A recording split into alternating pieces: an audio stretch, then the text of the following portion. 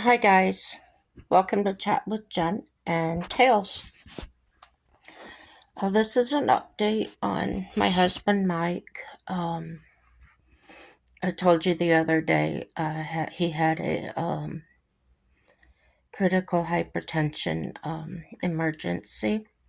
He woke up not feeling well, a lot of pressure in his chest, hard to breathe, and a person that will not go to a doctor usually unless he absolutely has to, or I make him.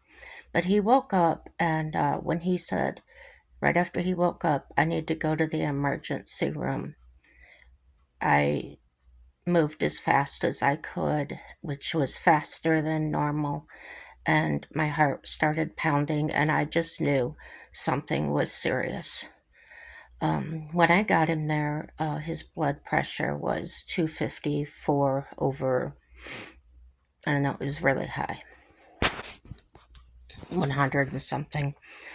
So immediately, four nurses were in there and the doctor were in there.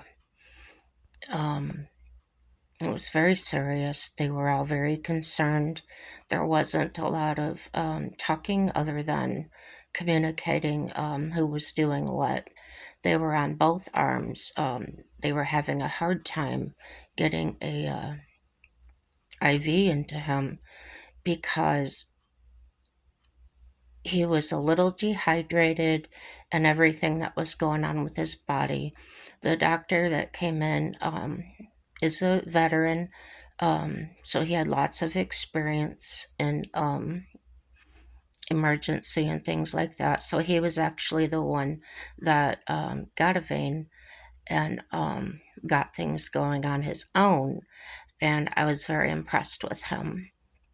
Uh, he's the one that actually changed my bandage on my knee replacement when I couldn't get anybody to do it. They would say that it was good for a month or whatever, and I knew that didn't feel right.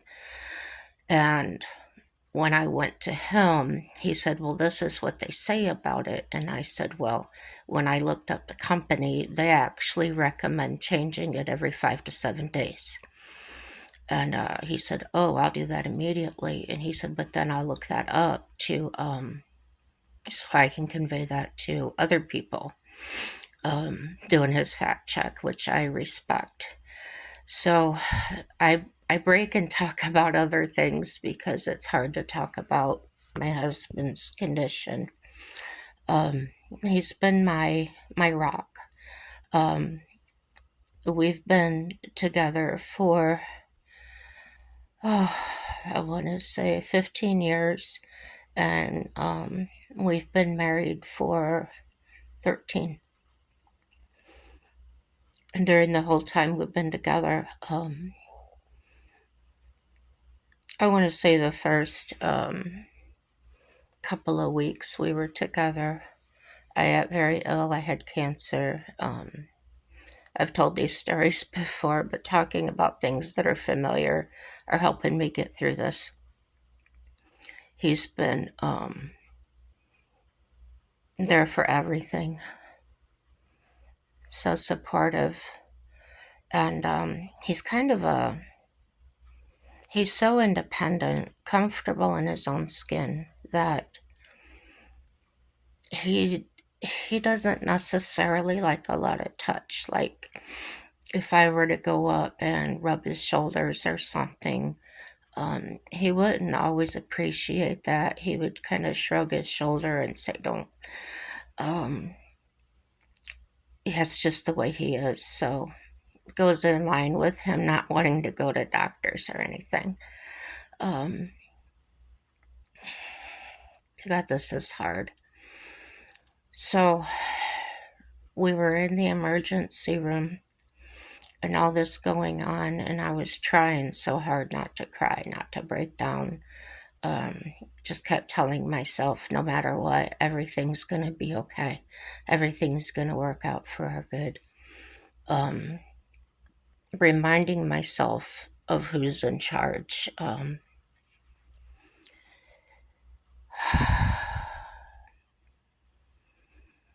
I talked with my friend, Jesus, and he talked to me,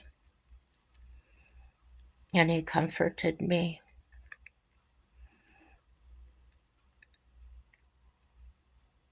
And when I asked him how this was going to turn out, he didn't say anything. I understood that because a few years ago, I coded in an ambulance, and I remembered Jesus standing at the back door while I was laying there and the ambulance was moving. And I remember him asking me if I was ready to come with him with his hand out. And I said, no, not yet. I think there's things I still want to do, and I don't want to leave Mike. And then I woke up to a fist, knuckles in my chest, rubbing up and down, and hearing the EMT on the radio, and talking to the driver to speed it up if he could. Now, the roads weren't the best. It was snowing at that, but he was on the radio telling them that I coded. And I looked over at him, and he happened to glance at me, and I said, I'm fine. I'm here. I still couldn't breathe. They had put a BiPAP machine forcing air into my lungs. And so I couldn't talk, but he understood.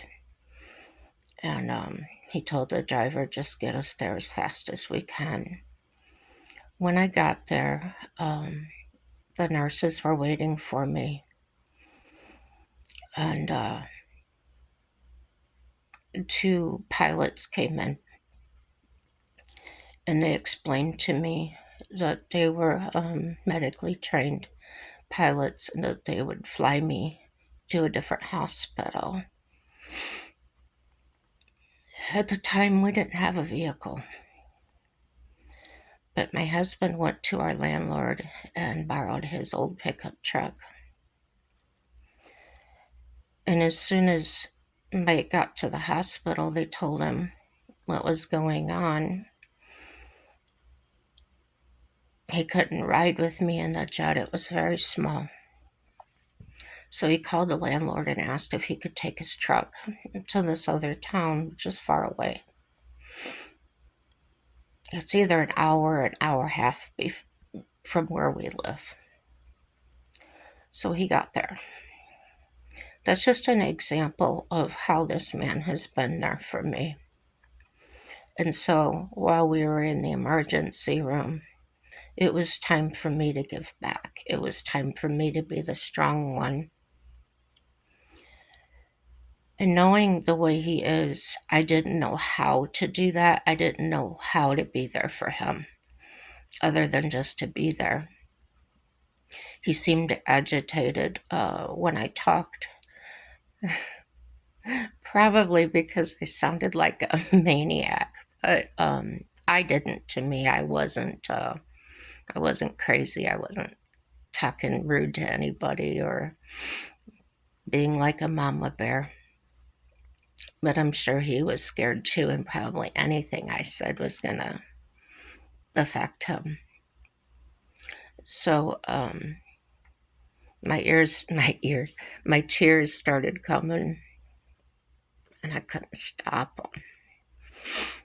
So I turned my head away from him and my face away from him. I was standing at his bedside, and he took my hand and he says, don't do that. I said, I'm really trying not to. I know you hate it. He says, I don't hate it. He goes, but you know how you are when you're down and how you don't want me to feel that pain. He said, that's how I feel for you right now. He says, I don't want you to be upset. And he said, if something happens to me, it's okay. It wasn't okay in my mind.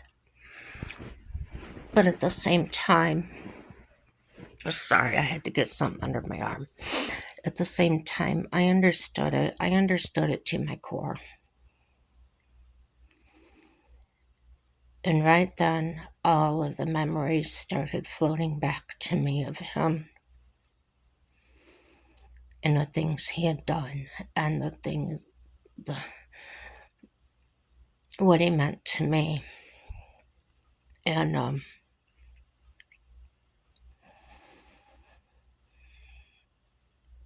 I remember saying, people used to say about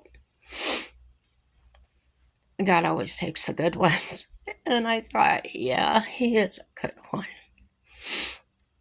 And while I was talking to Jesus, I said, I understand. If it's his time, I understand. And I know that you'll take care of me. So they were still working on him. When they came back, I just went and sat back in the corner. And I pulled up my little match 3 game to focus on something other than what they were doing, because it was going to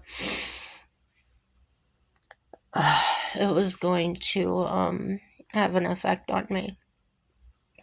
I didn't want, if he was going to go, I didn't want those things to be my last memories. I didn't even want to see it, but at the same time, I wanted to be there for him. So they gave him nitrostat. The blood pressure wasn't coming down. It actually went up to 259 over 144. His heart rate was 119.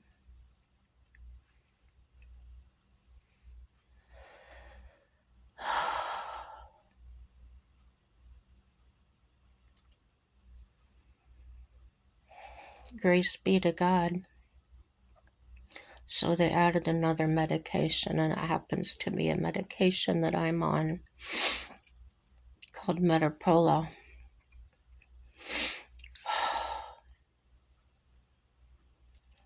And they told me that, they told he and I at the same time that they'll most likely keep him for observation overnight.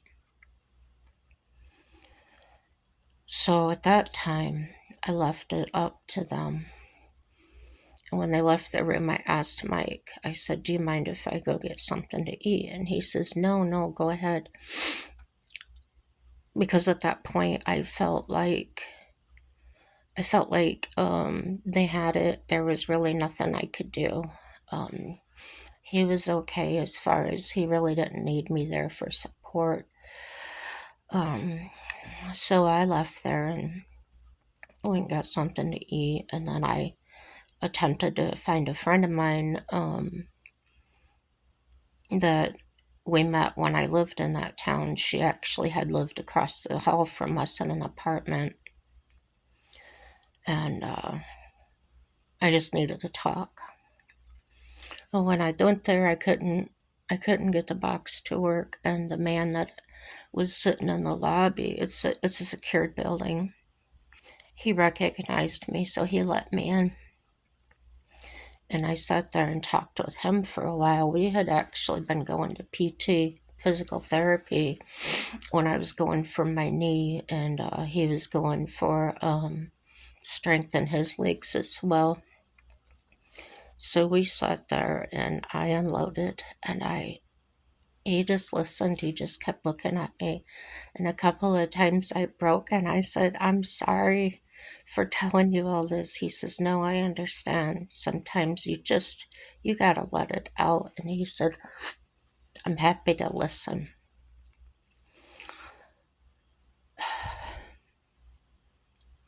Little things that are really big things. I had talked before about how people would come up to me and just start talking about their things, and I couldn't understand why me. And at that point, in the back of my mind, I was also thinking about that and thinking about this man sitting there listening, um, and kind of realized that the reason I approached him, I had to unload, but he was somebody I was somewhat familiar with. We talked when we were sitting in the waiting area together at therapy. Um, Never talked about anything personal like I was talking that day, but he was comfortable listening, and I was comfortable talking. And before I left him, I said, "Thank you for listening to me rattle." And he says, "Anytime." He said, "You know where I live now?" I said, "Yes, I do." And he said, "I'll keep praying for your husband." And he knew him too, as far as the way I knew him from the PT. So Mike knew I was going to hang around town just waiting for him to text, let me know what he needed or didn't need or whatever. And he texted me right towards the end of my conversation with that man. By the way, his name is Ward, Ward. And if you keep him in your prayers as well, he's got a lot of health issues. Um, be grateful to God. I'm grateful to God for the man being there and being alive in the same time I am, and someone to talk to. So during that time, my friend hadn't come back. So Mike had texted me and he said they're gonna release me. And I was apprehensive about that. I didn't know, I don't know that hospital very well to know if they would send somebody out.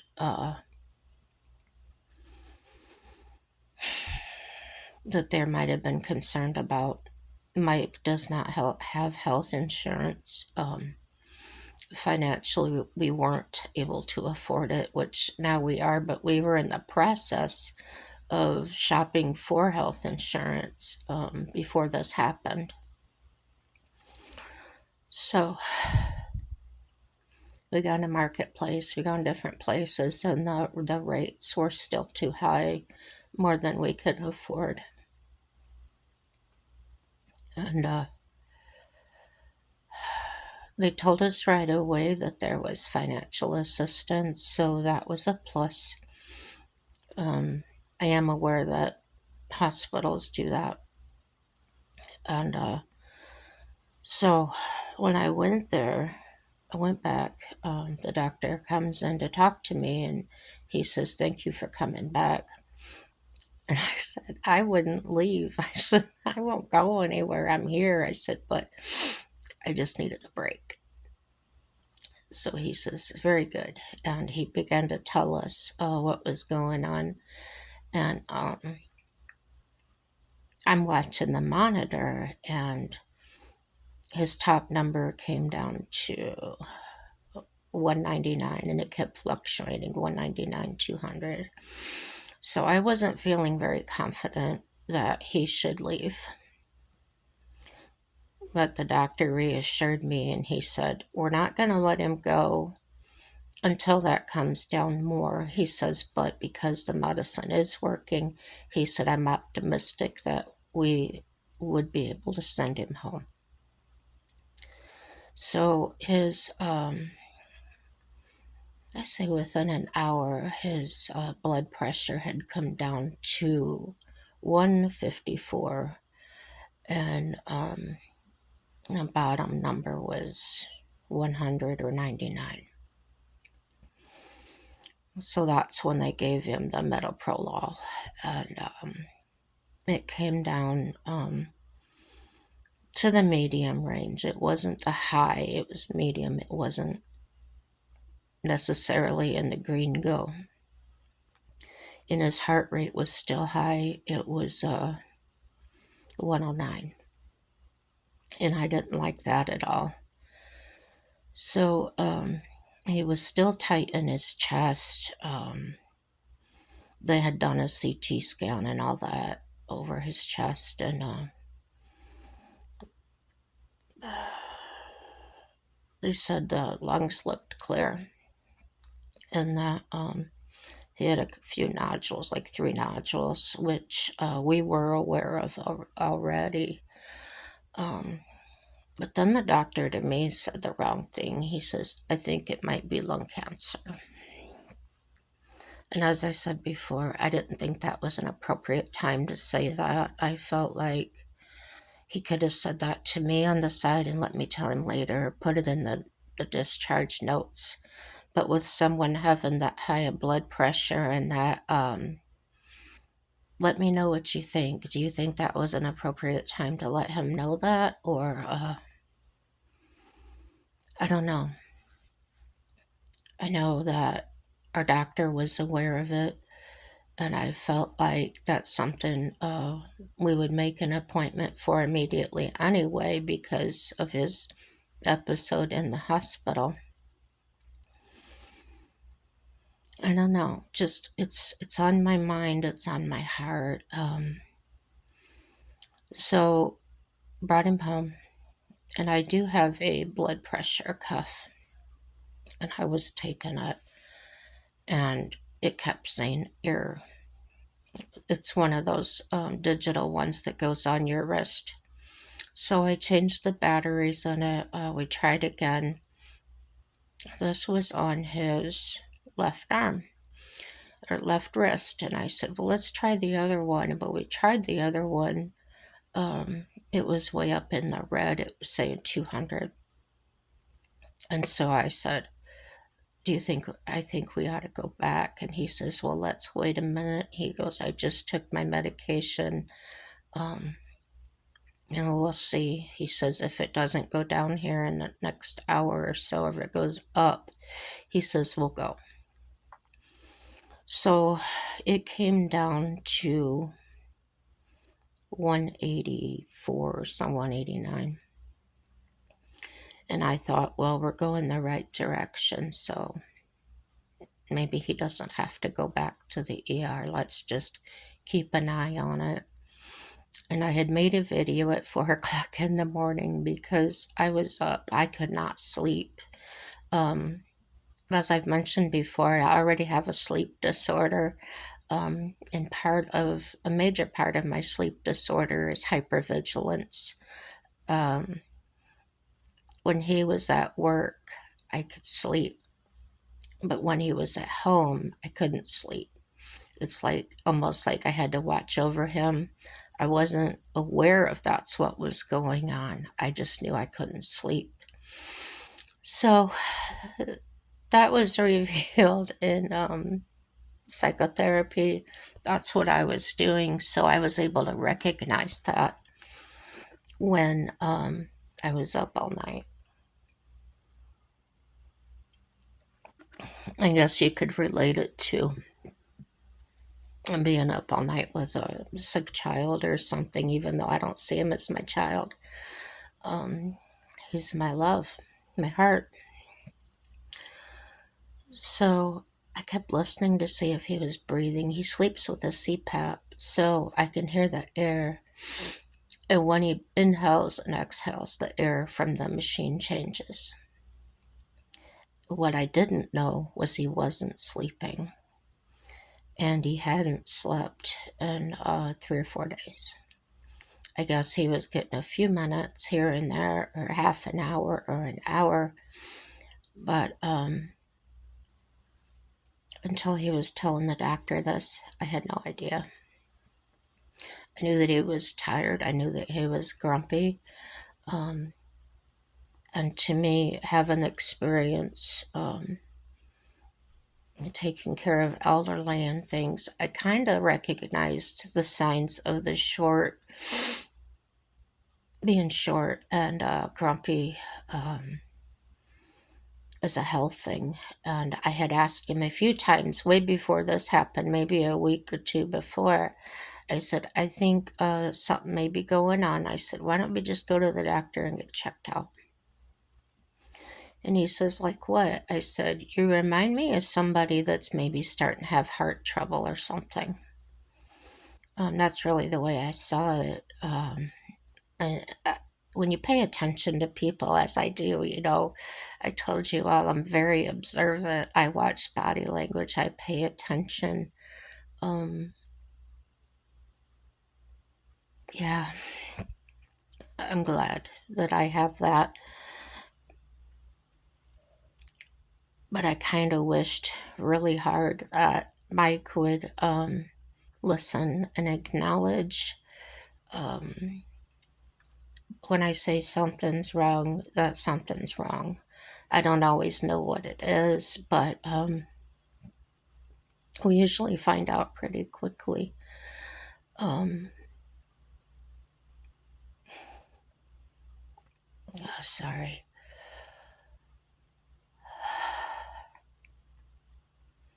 So while we were in there, the doctor was pretty much the things he was telling him.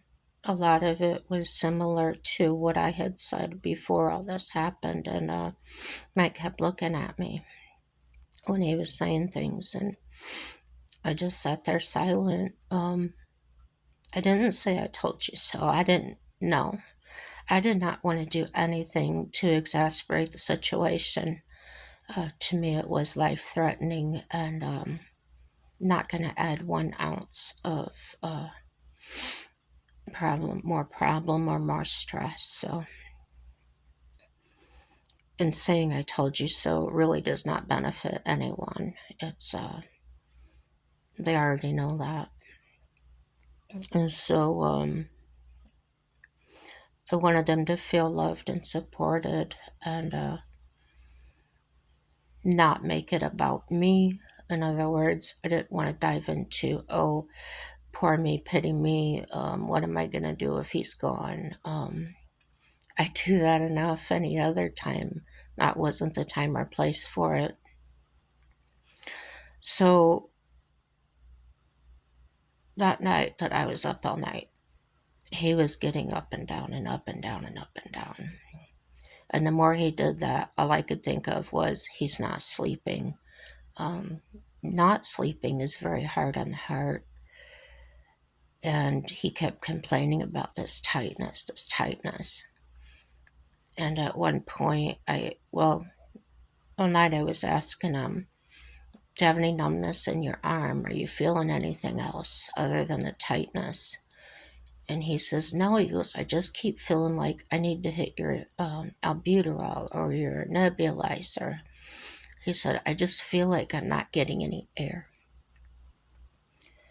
And so I looked up those things. I said, I think albuterol will raise your blood pressure. So I looked it up, and sure enough, it does.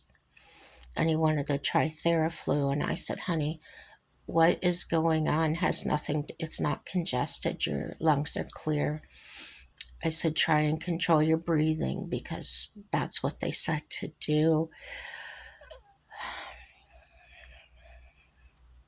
I could tell he was just breathing in the top of his lungs, really short breaths. I said, I'll leave if you need me to, but I really need you to get in a comfortable position.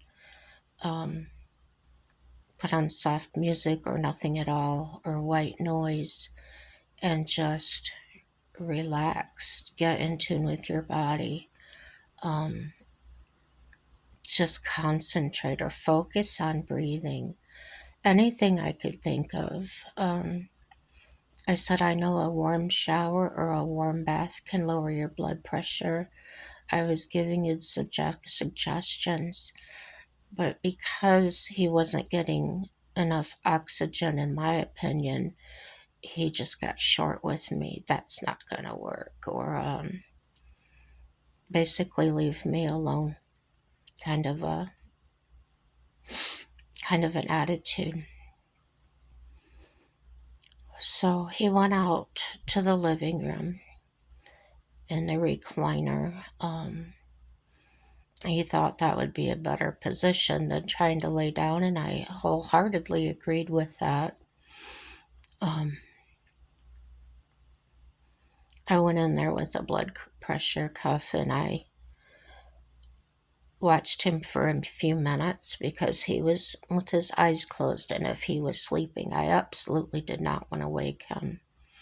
Well, he opens an eye and he says, "Why are you standing there?" And I said, "Well, I was just watching you for a few minutes." And he says, "No, you've been there longer than that," which I had. So evidently he wasn't sleeping then either. And so I said, "Well, I'd like to check your blood pressure again." And he goes, "No, no, I'll check it later." And I said, "No, please do it now because it's been several hours since you last checked it." And it was still high. And I said, "I think we ought to go back." And he says, "No, no." He goes, "Let's wait a little longer." So as he said that, the anxiety in me started to go up. So I went ahead and took my night meds, which are all my psych meds. I felt like I needed all the help I could get. And it was like 2 hours early, but it wouldn't hurt me because I needed to be there for him in every way. Everyone needed to be there mentally and as strong as I could be for both of us. So the morning came and he checked it and it had gone down to 189 and over 99.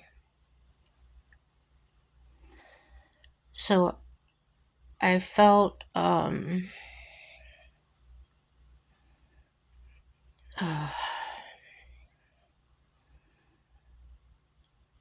I felt cautiously optimistic at that point. Okay, it's going down, but will it stay down? Will it go lower? Will it go back up?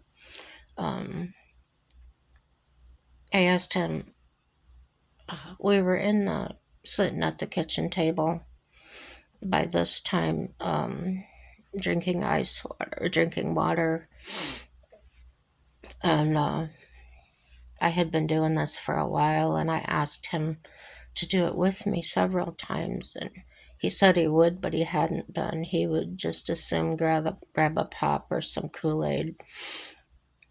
And I didn't nag him. I just asked him that morning, "Will you drink some water with me?" And he did. And I said, "By chance, have you taken your pill yet?"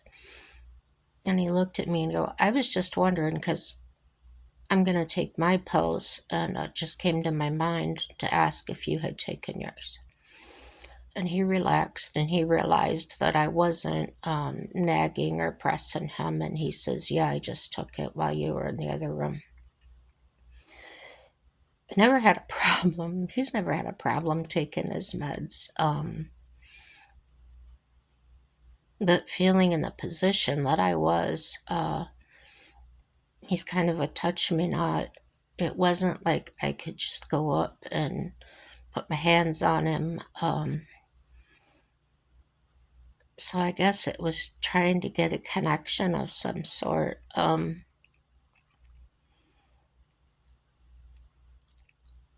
He saw me stressing, even though I was trying really hard not to show it. And he turned to me, he turned his chair to me, and he put his arms out for a hug. And that felt really good. It felt really positive. And then he said, "I needed that." I said, "You did?" And he says, "Yeah, I did." And that was good. It felt, it made me feel a whole lot better as far as less of a helpless feeling. Like he actually told me he needed something and I was able to provide that. And it was also reassuring to me that he was still there. So I checked his blood pressure again, and it came down to 186, which is not a lot, but it was still going the right direction. And since then, he hasn't told me what it is. Now, on that left wrist, it still says error. It still won't read his left wrist. Don't know why. So I tried it on myself, and it said what mine is, and it was pretty much the same number as I always get when I check it or go to the doctor and they check it. So we knew it was working. And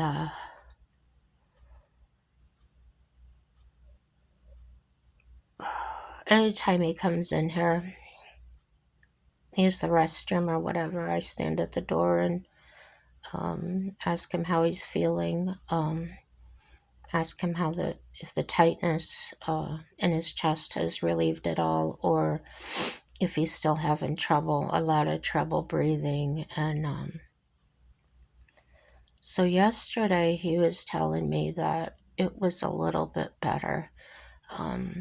He actually got up and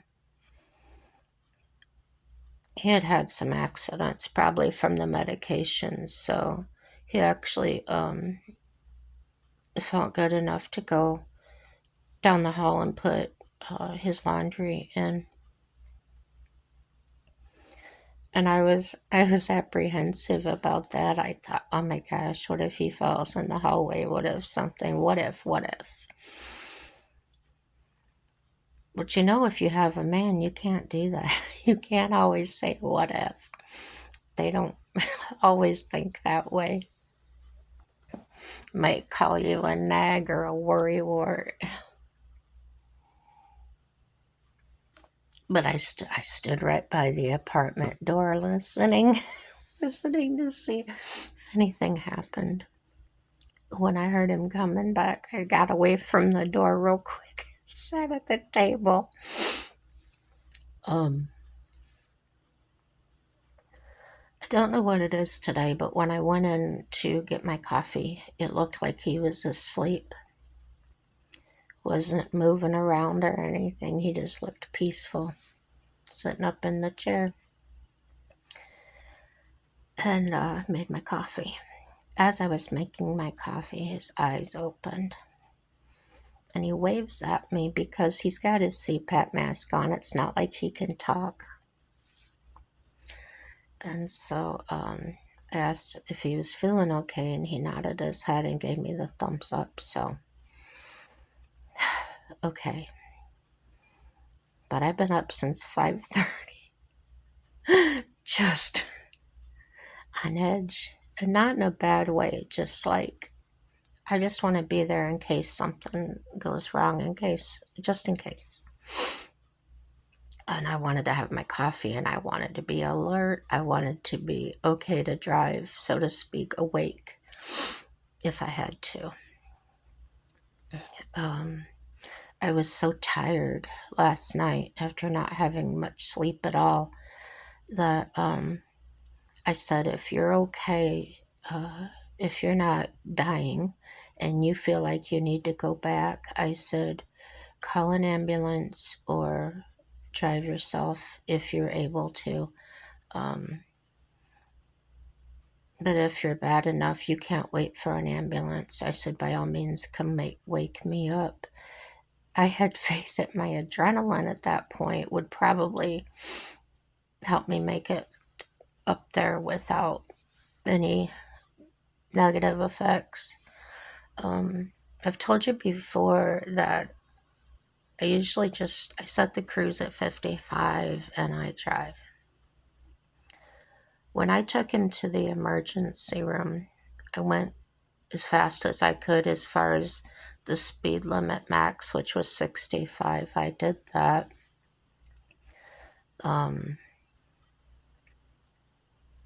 At that time, I didn't know how serious it was, but I had a sense of urgency because he had asked to go. Sorry, my hair keeps making my eye itch. That I felt urgent enough to go faster. So he had that full feeling. He didn't want to eat anything. And I had remembered that from taking care of my dad, how he would get so bloated up and feel so full all the time. But what my dad had was congestive heart failure and a pacemaker, so I knew why he had those full feelings of why his stomach bloated up.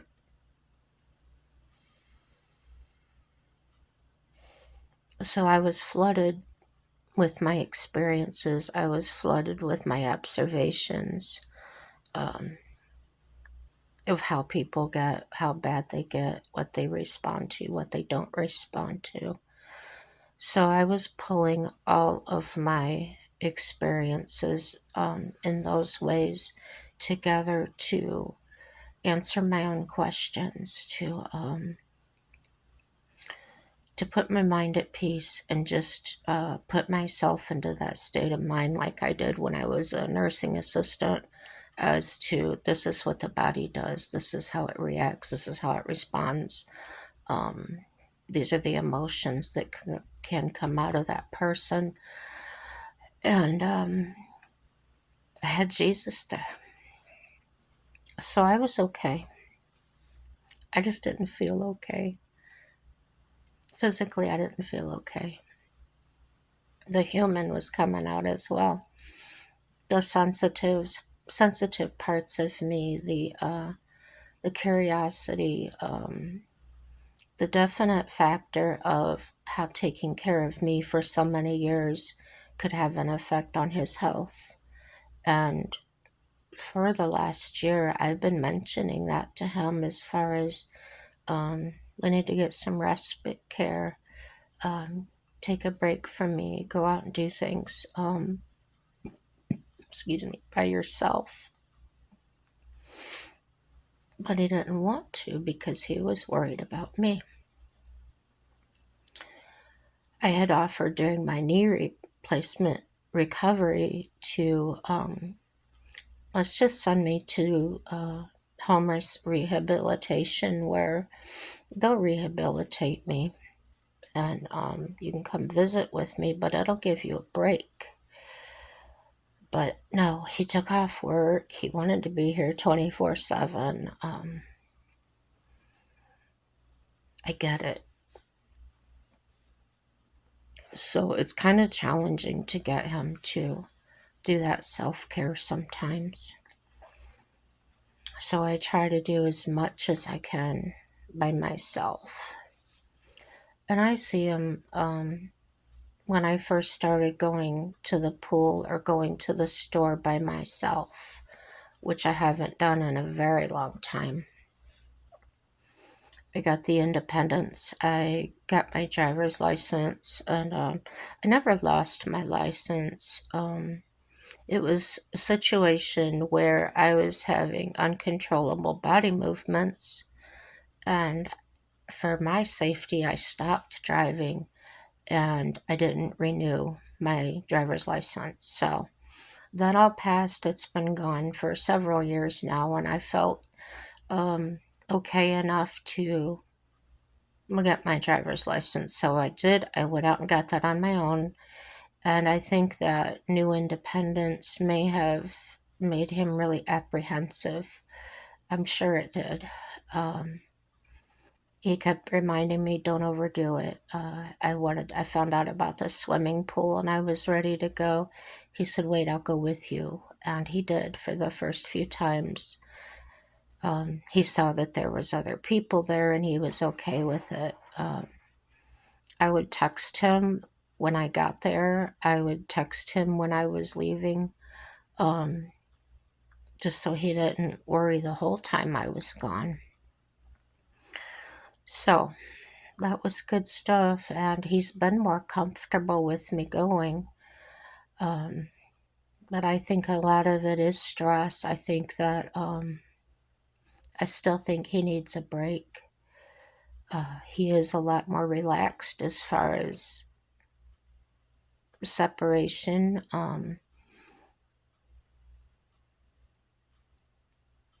And it's okay. He's learned to trust me when I say he's trust me as far as I'm going to tell him if I'm not comfortable. Um, I had to drive to Grand Forks for my stress test. And he went with me because he was off that day. And I drove the whole way there, which was just over an hour. And on the way back, well, when we left the hospital, I said, "How about you drive?" In my mind, I thought that'll give me a break and it may help him feel um, like in charge. I don't know how to say it, but like he was able to do something for me or whatever. So that's what we did. Um, Overall, we had a good day. So we got home, and that's when he was feeling bad. He was started having that tightness in his chest, and that's probably the hospital and things. That was evidence to me that it's the stress getting to him. Even though what I was doing wasn't necessarily a dangerous thing or a health risk, um, it's nerves. It's what if they find something wrong? What if. So, with that, I'm going to remind us all, even myself and him, everything works out for our good and it will. He is doing better, like I said, but I'll keep you posted. To me, it's still on the fence, but I'm going to stay cautiously optimistic and keep my eyes peeled for any changes, good or bad. And I thank you all for your support. Thank you for subscribing to the channel. I'm glad you're here for the good times and the bad. And I, I'm going to try my best. And I want you to try your best to just have a happy day. Thanks. Bye.